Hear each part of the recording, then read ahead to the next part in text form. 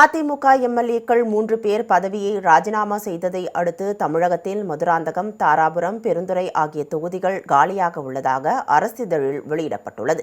SP Velumani, CV. Shanmugam தரப்பு அதிமுக எம்எல்ஏக்கள் மரகதம் குமரவேல், ஜெயக்குமார், சத்யபாமா ஆகியோர் நேற்று தலைமை செயலகத்தில் சபாநாயகர் ஜே.சி.டி. பிரபாகரை சந்தித்து ராஜினாமா கடிதம் அளித்தனர்.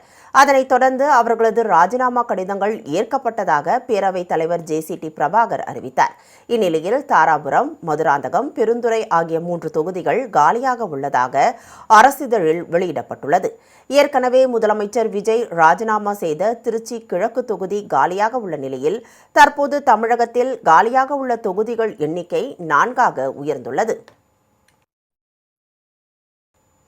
இந்நிலையில் அதிமுக எம்எல்ஏக்களின் ராஜினாமாவை ஏற்றுக்கொள்ளக்கூடாது என்றும் அவர்கள் மீது சட்ட ரீதியான நடவடிக்கை எடுக்க வேண்டும் என்றும் சபாநாயகரை சந்தித்து அதிமுக பொதுச் செயலாளர் எடப்பாடி பழனிசாமி அணியைச் சேர்ந்த agri Krishnamurthy, Thalavai Sundaram, OS Maniyan, Inbadurai MP ஆகியோர் மனு அளித்துள்ளனர்.